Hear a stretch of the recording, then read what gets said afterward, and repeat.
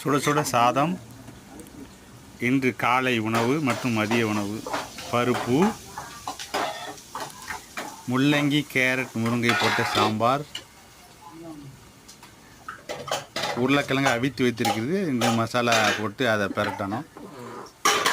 முருங்கைக்கீரை, சத்தான முருங்கைக்கீரை,